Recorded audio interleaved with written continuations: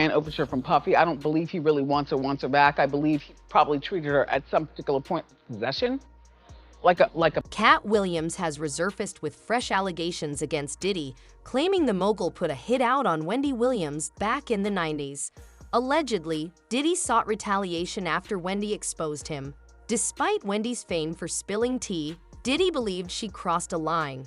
Their feud has persisted over the years, even after attempts at reconciliation. According to Katt, Diddy has been relentless, continuing to target Wendy long after she ceased discussing him. These claims shed light on Diddy's alleged shady dealings and his ability to evade consequences. Katt shows no signs of slowing down in exposing Diddy's purported misdeeds, highlighting the seriousness of the situation. Radio personality once upon a time. Her name was Wendy Williams, and she was practically gay for talking about sex. And now Katt Williams has resurfaced with shocking claims about Diddy's alleged involvement in Wendy Williams' current situation. Their tumultuous relationship dates back decades, characterized by beef and tension. Despite attempts to reconcile publicly, Katt suggests Wendy harbors a long-standing grudge against Diddy, fueled by past grievances. The feud reportedly began when Diddy, at the height of his Bad Boy Records fame, clashed with Wendy, then a radio host at Hot 97. Wendy's outspoken opinions about Diddy and his artists didn't sit well with the mogul. Allegedly, Diddy not only got Wendy fired but also jeopardized her safety by sending people after her. This animosity escalated when Wendy criticized Diddy's artists on air, prompting retaliation from him. Rather than resolving the conflict diplomatically, Diddy allegedly resorted to aggressive tactics. According to Katt, Diddy orchestrated an attack on Wendy by his girl group, Total, as a form of retaliation. Despite their attempts to make amends over the years, the underlying tensions have persisted, culminating in Katt's recent revelations. The situation underscores the complexities of fame and power dynamics in the entertainment industry, where grudges can endure for decades. Katt's disclosures have reignited interest in the long-standing feud between Wendy Williams and Diddy, shedding light on the darker side of celebrity conflicts. Remember, I got off the air one day, and the Total bitches were downstairs waiting, and everybody upstairs at the radio station is looking down, egging it on, waiting for something to go down. I wasn't yet married. My knight in shining armor screeched up in his car just out of nowhere. I didn't even know what was about to happen. Skell hiding like a girl. Hi, Skell. I'm standing in the door like, what? And I'm literally about to go through. Now, I'm not like, what, let's fight, because I'm not one of those type of broads. Plus, there was 3 of them. Diddy's manipulation of his artists for personal gain was a recurring theme in his tenure as a music mogul. One notable incident involved Total, a girl group signed to his Bad Boy Records label. When Wendy Williams, then a radio host, aired critical remarks about Diddy and his artists, tensions flared. In a startling turn, Diddy allegedly orchestrated an attack on Wendy by Total, a move that shocked many. But Total wasn't the only victim of Diddy's manipulative tactics. Shine, another artist under Diddy's wing, found himself embroiled in controversy. During a nightclub shooting incident involving Diddy and Jennifer Lopez, Shine faced serious charges. However, the charges mysteriously vanished, leaving Diddy unscathed. Shine, on the other hand, bore the brunt of the fallout, allegedly coerced into taking the fall by Diddy's machinations. Shine's story highlights the darker side of Diddy's influence, where loyalty to the label seemed to come at a hefty price. Despite Diddy's public apologies to Shine, the damage was done. Bad Boy Records dropped Shine while he was incarcerated, leaving him abandoned by the very entity he served. Wendy Williams, however, wasn't without her own support. Despite facing off against Total, she had her then-boyfriend Kevin Hunter by her side, ready to defend her. Wendy's resilience in the face of adversity was evident. Even after the close call with Total, she didn't back down. Instead, she intensified her efforts, using her platform to expose Diddy's alleged misdeeds further. In retaliation, Diddy allegedly resorted to underhanded tactics, attempting to discredit Wendy. However, Wendy proved to be a formidable opponent. She retaliated by leaking embarrassing photos of Diddy's son with his perceived enemy, Suge Knight. This move not only embarrassed Diddy but also escalated the tension between him and Suge, adding fuel to the already intense East Coast-West Coast feud. Amidst this turmoil, Diddy faced personal scandals of his own, denying paternity of his son Justin and accusing his ex-partner Misa Hilton of trapping him with another man's child. Diddy's image was tarnished. Reports of him being physically abusive towards Misa only added to the controversy, painting a troubling picture of Diddy's character. In the intricate web of feuds and scandals, Diddy's actions reverberated far beyond the music industry.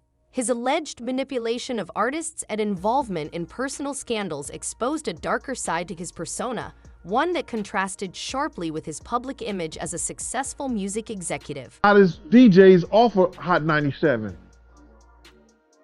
because she wanted to put up a picture of him getting his pants pulled down. You understand what I'm saying? Puff had Pop. For whatever reason, dude was playing with Puff. He went behind him and grabbed his trunks and pulled them down. When he grabbed his trunk to pull them down, some girls knew was taking pictures. They took that picture and emailed it back to Wendy Williams. Wendy Williams said she had him in a compromising position and like it was gay porn or something like that.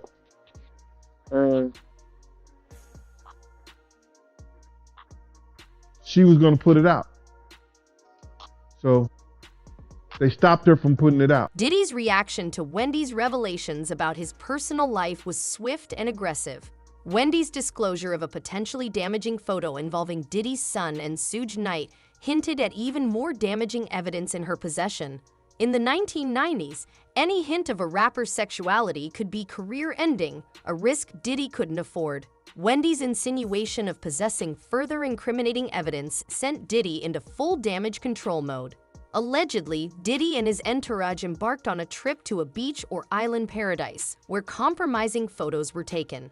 These photos purportedly depicted Diddy in a compromising situation with another man, a revelation that could have shattered his carefully crafted image. In a bid to silence Wendy and prevent the release of these damaging images, Diddy reportedly exerted his influence. According to sources, Diddy leveraged his connections and influence within the industry to have Wendy fired from her position at Hot 97, threatening to withdraw his artist's songs from rotation on the station and block industry promotion. Diddy wielded his power to suppress Wendy's allegations. With his extensive network and influence, Diddy effectively silenced Wendy and protected his reputation from further harm. A radio personality once upon a time. Her name was Wendy Williams, and she was practically safe for talking about such.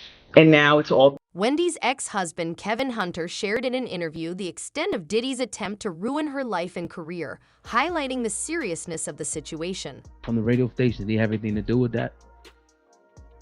I think that he had, yes, I think he had, well, let's be clear, nobody got fired. Okay. He got suspended. Okay. Yeah. Did he use his influence and power with Steve Smith and them at the time? And God knows whatever his relationship was, the overall station, because Bad Boy was a powerhouse. We all know how Bad Boy dominated a large part of the 90s.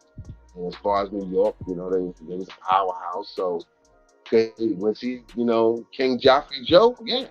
Did he go on and shake them up and say, yo, you know? Diddy's determination to silence Wendy Williams was evident, despite her past support for him. Wendy had stood by Diddy's side during his turbulent times, including the aftermath of a tragic event in December 1991. Diddy, along with rapper Heavy D, organized a charity basketball game intended to raise funds for AIDS foundations. However, the event turned disastrous when the venue became oversold, leading to a fatal stampede that claimed 9 lives and injured 29 others. Amidst the backlash, Wendy defended Diddy, attributing the incident to a misunderstanding and urging fans to give him a second chance. However, Diddy's loyalty was short-lived. When Wendy began shedding light on his questionable actions, particularly regarding his treatment of artists, Diddy swiftly turned against her. He launched a concerted effort to derail her career, employing various tactics to silence her. Despite facing setbacks, Wendy refused to stay down. She made a remarkable comeback, using her platform to expose Diddy's alleged misconduct further.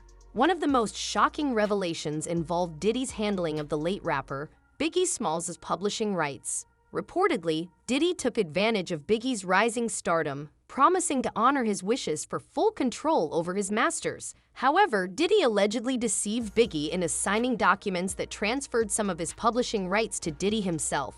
Even after Biggie's passing, Diddy retained control of these masters, effectively depriving Biggie's estate of rightful ownership. Years later, Diddy made headlines by announcing his decision to return the full masters and publishing rights to his former artists, portraying it as a gesture of generosity and redemption.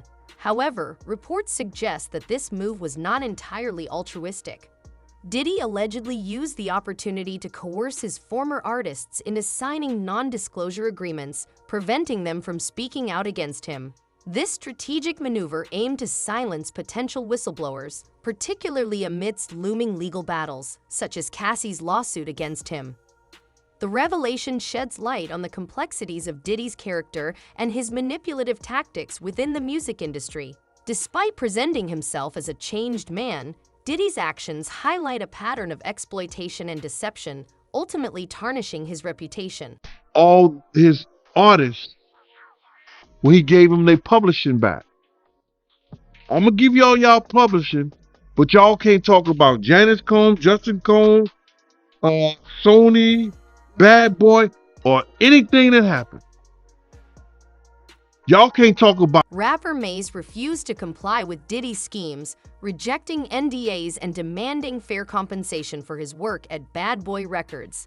Despite Diddy's dismissal of Maze's claims, the rapper's track record of 5 platinum singles suggests otherwise. Rumors suggest Diddy blackballed Maze from the industry, hindering his success after leaving Bad Boy. Even after Maze transitioned to a pastor, Diddy continued to disparage him in interviews. Maze's resilience seems to have left an indelible mark on Diddy, showcasing the rapper's enduring presence in Diddy's consciousness. I did one album with Maze. One album. How much money do you think I owe this guy? One album, and then he became a fake pastor and went and conned. Aubrey O'Day, like Maze, refused Diddy's NDA. She accused him of body shaming and making advances, which angered her. Imagine why somebody would want to fire somebody. Can you give us a little? I wasn't willing to do what was expected of me. Not talent-wise, but in other areas. And were other girls doing? I was the only one that was in those types of positions. Had I not been trained under Diddy, he was the hardest person that you can work for, and it was torture. And not the work part of it, but the other stuff. Mind games, like just all the girls were so diverse. Jane D corroborated Aubrey O'Day's claims, stating he heard Diddy discussing plans to exploit his female singers. Heard him, and I'm giving you this, Aubrey. He stood up there and he said, in front of a lot of people, we were in the studio, and I said something to him and walked out the studio. He said, yo,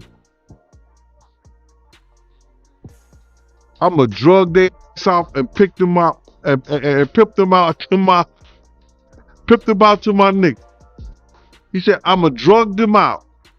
I'm gonna get them all on drugs, and I'm gonna pimp their ass out to my. I was like, there's somebody kid. The mounting evidence supporting Cassie's lawsuit against Diddy suggests she wasn't fabricating claims. Wendy Williams, renowned for her insight, hinted at the tumult behind Cassie and Diddy's breakup. Diddy's public plea for Cassie's return, adored with Michael Jackson's song, initially seemed romantic. However, Wendy saw through the facade, suggesting Diddy's controlling behavior towards Cassie. Indeed, Cassie's lawsuit detailed disturbing incidents of Diddy's relentless pursuit, even after she attempted to escape him. Despite seeking refuge in various locations, Diddy's network, including his attorney and industry connections, tracked her down. They coerced her into complying with Diddy's demands, threatening her career if she resisted. Wendy's astute observations over the years garnered Diddy's disdain, according to Katt Williams. Allegedly, Diddy plotted to silence Wendy permanently to prevent further exposure. Fortunately, Wendy emerged unscathed, but the ordeal prompted her to cease discussing Diddy altogether. Fans echoed Wendy's sentiments, expressing outrage over Diddy's alleged actions. Many believed Diddy's influence extended to Cassie's drastic hairstyle change and subsequent depression.